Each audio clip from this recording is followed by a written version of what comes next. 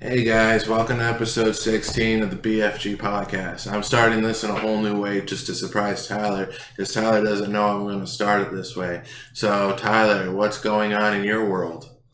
Well, the biggest thing that's going on right now is that one of my best friends got super lame. Yeah, because we just had a fight before we started this. Our first fight in 7-8 years. Think of that. See, I don't think you'd really consider it a fight. A disagreement? Not even a disagreement, really. What would you consider it? I would consider it one statement. That's true. Literally one statement. That is very true. So why are we sitting here talking about one statement when, Tyler, we've got 2 movies to talk about? Depending on how long it goes, it could be both in one show, it could be in both shows. Why are we sitting here talking about one statement? Should we just get right to the movies? I suppose so. All right, so we're going to start with a movie we saw Friday, and that was a movie called Spider-Man Into the Spider-Verse, Tyler. Yes. So, first and foremost, I got to post a joke to my good buddy Derek, who is a Sony representative in the area. Mostly just for PlayStation, not like full-on, he deals with the TVs and all that. He said when he saw it, it is the best movie that's, the best Spider-Man movie that Sony Pictures has ever put out. To, of course, what I had to say was, it's not that hard to do.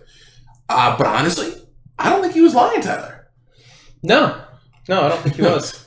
No. So, first and foremost with me, the big thing that stood out in this movie, even more than the story, even more than the characters, was the art style. I adored the art style. I thought it was different. It had that very big comic book type form that didn't shove down your throat that it's a comic book type form.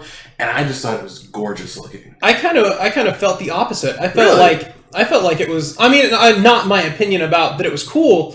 But I think it really did shove down your throat that it was a comic book style, and I thought that was great. Well, I think it went really strong, even using the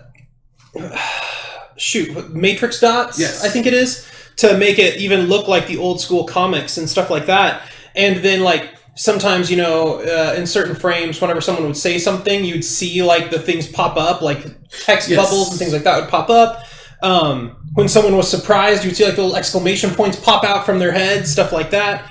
I thought it went all in on the comic book style, and I thought that was great. Well, see, I saw that too. I guess maybe I didn't see as much of it as you did, because I've seen, games and movies really play up exactly what they're trying to be. And with this one, I felt as though it had a very good flow of when it was going to come up and be like pow, bang, or the text bubbles that come up, or even things where it was like showing a pan out that would go to different panels to show it was a comic book. So for me, again, I loved it, and I didn't think it shoved it down your throats, but I thought it was done very well. Had good pacing, I guess you could say, that it really showed that it was a comic book movie, but didn't shove it down your throat that it is based on. But no, it's definitely the comic book aesthetic to it is probably one of the coolest. It wouldn't work, obviously, it's just like a standard animation style for a lot of movies, but I feel like considering the movie they were making, this was maybe one of the coolest uses of animation technology I've seen in a while. Yes, absolutely. Kind of in line with the way they did Peanuts a while back. Yes, where it had kind of like a weird aesthetic to it, but it worked really well because it was Peanuts. I think as a normal movie, it would wear off quickly. Absolutely. But as these like one-offs, I think they work really well. And I think if they continue this, that this style would continue to work really well if they do make a franchise out of the Spider-Verse stuff. Which the ending did leave room for a sequel. The ending definitely led to a sequel. There was more than one. The ending and the post-credits scene both of built up to a sequel. Absolutely. The post-credits scene especially kind of tipped its hand a little bit as to what the sequel might be and what it might be about.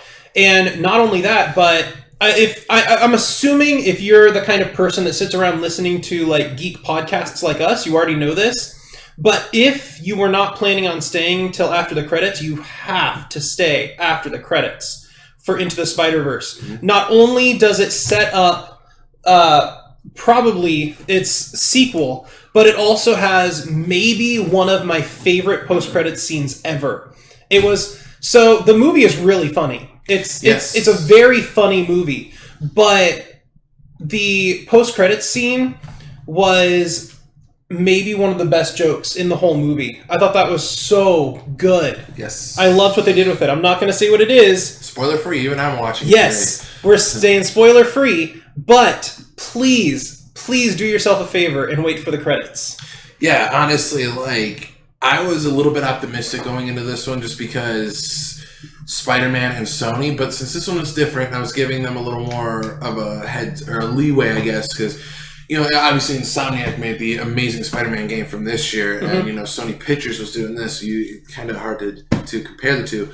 But I really went in there as optimistic. I thought it was a very, very good movie. The story from start to finish really had me wrapped in. Not perfect by any means, because they were trying to take on a lot of different universes at once, or Spider-Verses at once. But, you know, not... If you've seen the trailers, you somewhat know what I'm talking about, but I'm not going to jump too much into the story. But I thought it held true, especially for Miles getting the spotlight on this one. And then with what goes on with Spider-Man in the Spider-Verse, again, spoiler-free, non-spoiler, you know, it works with what's going on. And it's a coming-of-age story. Yeah, definitely. And I think we did this kind of backwards. We started talking about the art style, and then we jumped straight to, like, the post-credits scene. But I think I kind of want to, like, bring it back and talk about, like, just my base thoughts.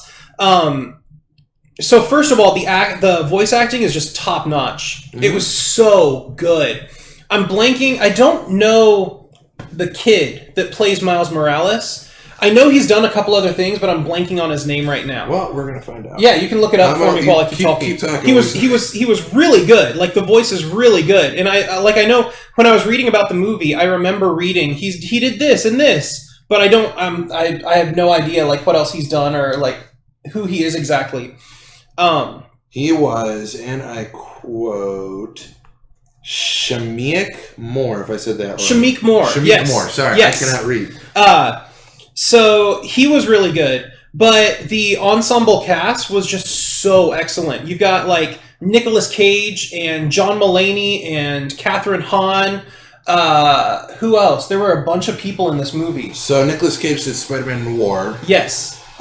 Which I've never... So Nicolas Cage for a while was trying to be, like, a serious action star, and it kind of didn't... Like, I mean, he did fine with, like, National Treasure and stuff, but I feel like recently he's kind of embraced a little bit of the fact that he's, like, the butt of a lot of people's jokes and things, and he's leaned really heavily into these, like, over-the-top roles and just, like, going full goofy with it and stuff, and I love that. He's made, like, a string of movies recently, like Mandy and Mom and Dad, and, you know, like, in here he's Spider-Man Noir. He did Kick-Ass. Yeah. Like, he's leaned, like, really heavily into these kind of, like, over-the-top, goofy roles, and I feel like it's helped him so much. He is perfect in these, like, ridiculous roles. And Spider-Man Noir was no exception. He plays one of the several Spider-Mans you see in this movie, and it was just amazing. Yeah, a couple others, like John Mulaney was Spider-Ham. Yeah, that's who that. I couldn't figure out who it was at the time. Haley Steinfeld was Spider-Woman, Spider-Gwen. She's going to be in the new Transformers movie. Jake Johnson as Spider-Man. Let's see. Yeah, there were a bunch of them, but it was all good. There wasn't one where I was like, this voice doesn't really work. It was all so solid, and I loved it. Especially, and like I said, I know I was kind of geeking out about it, but I really liked Nicolas Cage's just, like, crazy over-the-top Spider-Man Noir. That was just so much fun for me. I love, like, just hearing his voice. Nicolas Cage will do anything for a paycheck now. So. And, but on top of that, I really liked the focus of the movie. Because there's, throughout the movie, there are at least 7 different Spider-Men or Spider-Women. But, this was still very much Miles Morales' movie. Yes, absolutely. It didn't try to, like, you know, cut around and, you know, make too much of, like, where they came from or tell a bunch of origin stories. There's, like, they make a running gag out of everybody trying to introduce their own origin stories, actually. And the origin story montages are some of the best moments in the movie. Mm-hmm. They're so good. But even through all that, introducing all these different Spider-Men, this movie is very much Miles' movie. It's all about Miles Morales and his character arc, developing from kind of very uncertain of himself and being unhappy with where he's at, to becoming like our dimension's Spider-Man, and it worked so well. It was such a tightly focused movie, and the pacing of it was just amazing. Like, I feel like every beat was done so well, and it works as like a good like action movie and a good like kind of family friendly Spider-Man adventure, but it's also such a good like story. Like, it didn't sacrifice the emotional punch or the character development because it's like a quote unquote, you know, like animated movie or a kids movie. It's still just an excellent film all around, and it kind of comes with the pedigree because Phil Lord and Chris Miller this was one of their brainchild projects, and I mean, pretty much everything they've done, I've always kind of been impressed by. I think they're one of the most solid groups around right now. Whenever I see their name attached to a project, I'm instantly a little bit more intrigued because they also they're the ones behind Lego Movie. All right. Yeah. Lord Miller did the Lego Movie. They did the Jump Street movies a few years back.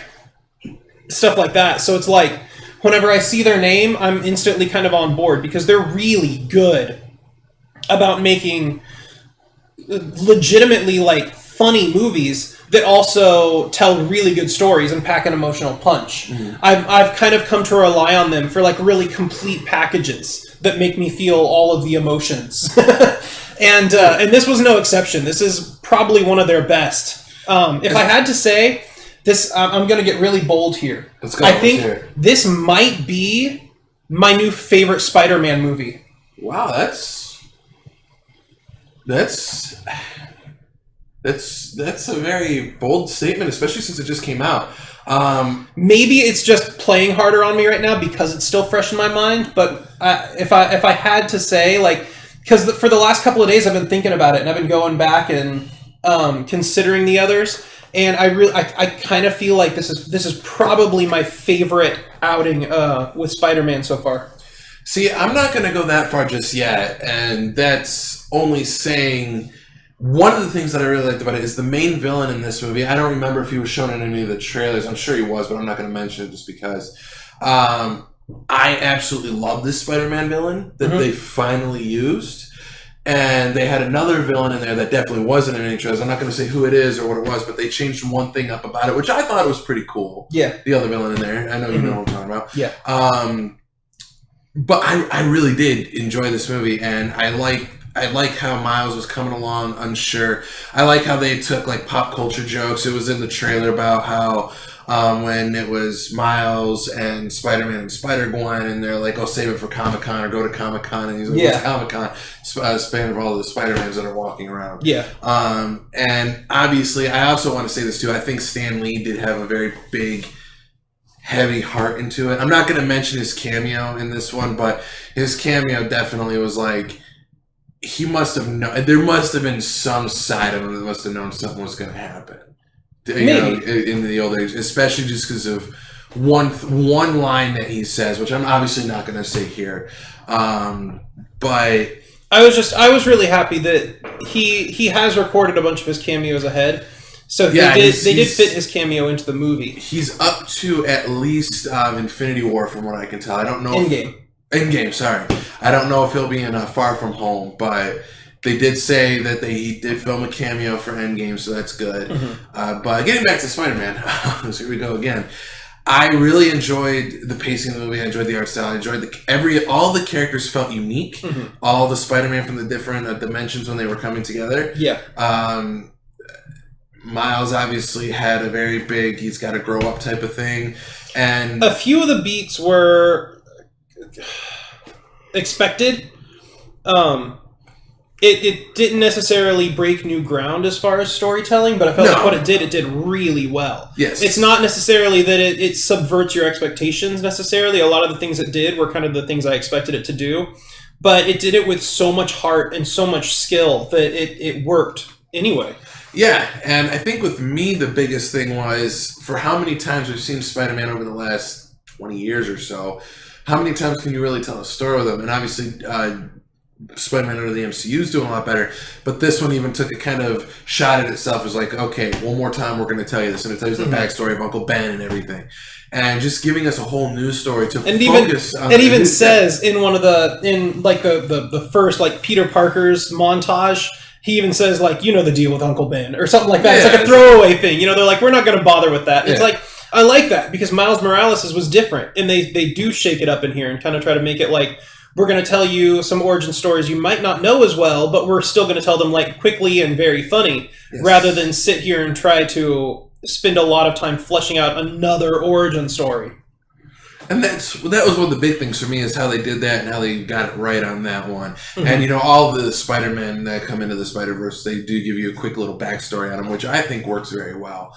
So, is it one of my favorite Spider-Man? I mean, it's up there as one of the better ones, absolutely. But I don't know if I can say it's my favorite one yet. For me, I feel like, and I'm going to get a little bit into the minority opinion here. Okay. I think Tobey Maguire had some of the best stories. Yes. I feel like the writers for Tobey Maguire's Spider-Man movies were some of the more talented, especially like with Spider-Man 2. Spider-Man 3 faltered a little bit. But like Spider-Man and Spider-Man 2, Tobey Maguire's first two, I feel like were really good as far as like script writing, the story behind them. I was not a fan of Tobey Maguire though. I never was huge on Tobey Maguire as Spider-Man. I liked their story arcs and I liked those first two movies, but I didn't feel like Tobey Maguire was a good fit for Spider-Man. Amazing Spider-Man, I liked Andrew Garfield a lot. I thought he captured kind of like the flair and the sassy personality and all that. I thought he was a really good Spider-Man, like one of my favorite Spider-Men. But the stories were not quite as good. The movies were still really enjoyable because I loved Andrew Garfield as Spider-Man.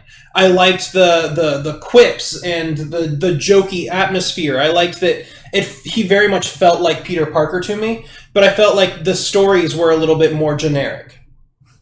But then Tom Holland, I felt like it was a good balance of everything. It was the top-notch scriptwriters of the Marvel franchises and stuff, but Tom Holland was also just a super solid choice. And I felt like Tom Holland's Spider-Man is a really good marriage of like the really great storytelling of Tobey Maguire's, but also kind of like the quirky personality and like sassiness of like Andrew Garfield's. I feel like Tom Holland really captures Spider-Man, but it's also got like the really good script writing from Marvel's franchise now.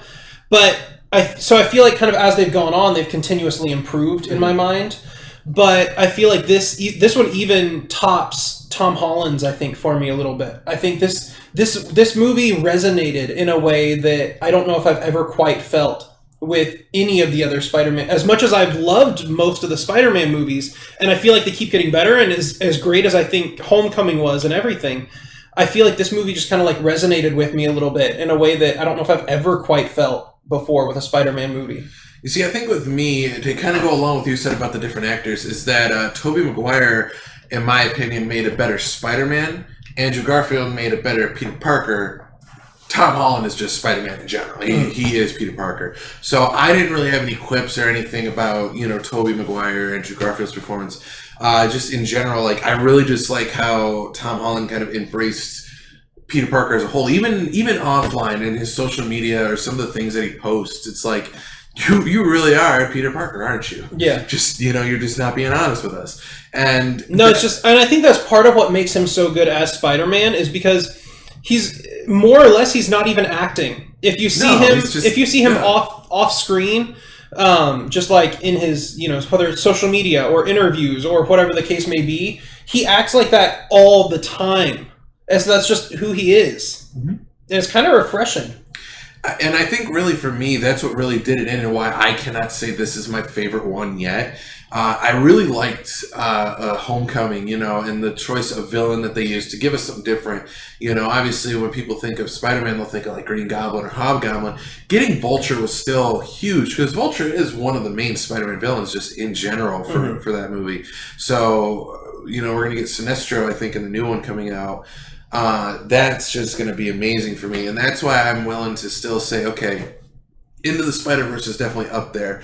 I'd put it above at least, the two Andrew Garfield movies, the Amazing Spider-Man movies.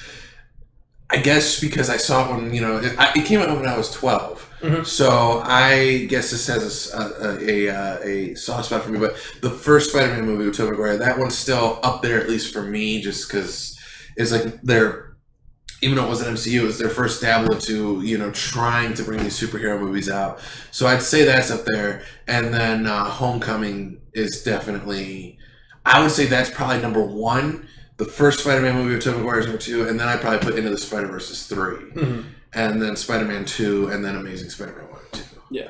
And then Spider-Man 3 is dead last. I feel like we've kind of covered our ideas. The only other thing I wanted to mention, and I've done this once or twice before, but there are times that I just like to mention it whenever it stands out to me.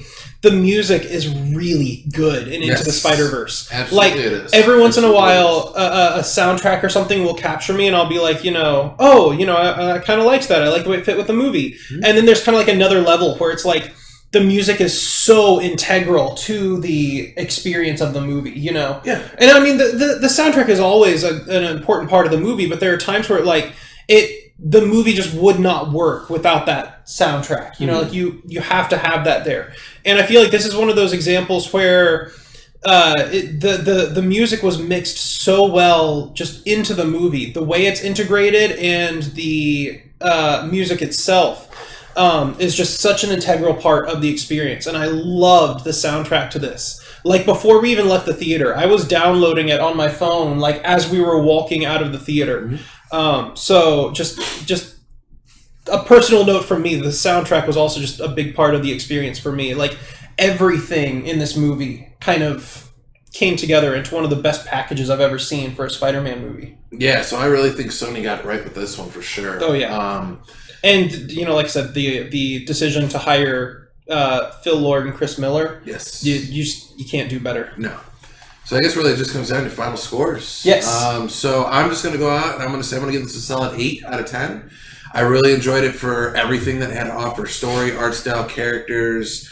Obviously not perfect by any means, but definitely for what it was given, to maybe get a MCU style Miles Morales story later, mm-hmm. and when they do like the next phase of Marvel movies or something like that. Mm-hmm. But I thought this was a very good we can have a different Spider-Man. We can, and also just having another black superhero. I don't want to say there was never one before, but having one of this caliber is, I feel as though not a lot of people knew who Black Panther or the Falcon were, but people know Spider-Man. Even if you're not a superhero fan, you know who Spider-Man is. Mm-hmm. So to see such a prominent African-American lead superhero is huge, and I loved it. I really enjoyed every second of that movie. Mm.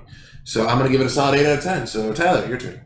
I think I'm not sure I've ever done this on our show before. I was going to give this one a 10. You're going to give it a solid 10? I was going to give it. I don't think that there's anything about it that I would have changed to make this one better. I thoroughly enjoyed it from beginning to end. I don't think there were any decisions where I was like, I didn't really like that, or I would have changed this here. I think it was a really solid, complete package for me. I can't think of one thing right now that I would have done differently. I think the only small thing I might have changed, that could be small, could be big, is trying to figure out how to say this without spoiling it. It's just, the pacing was obviously very good. And then I guess really the only thing for me is Miles just kind of had that snap, okay, now I know everything on how to do it type of moment. Mm-hmm. But he did have a big speech beforehand to kind of figure it out or really let it resonate with him, mm-hmm. that I was like, okay, I kind of would have liked to see a little more going forward. But other than that, that to me is just such a minor thing, because the rest of the movie is just so good that I can't complain. Right. So. All right.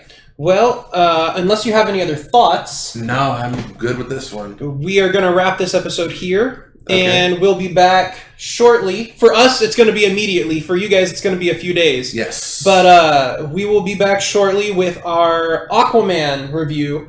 And, or actually, maybe we should do it reversed. Being Aquaman is not out yet, maybe we should upload the Aquaman one first. Yeah, we can do Spider-Man in a few days. But either way, you'll be listening to one of these first. But we're going to go for now. We're going to get our thoughts on Aquaman out there, and we will see you guys in the next episode. Yes, because that's how you know we're professional. We're deciding how we're going to upload it in the middle of the show. So anyway, guys, thank you so much. We'll see you either... Well, you might see us before for Aquaman and then this one, and it won't make sense. Or Tyler's the one that uploads it, so ask him. But we'll see you guys soon. All right. Bye. Bye.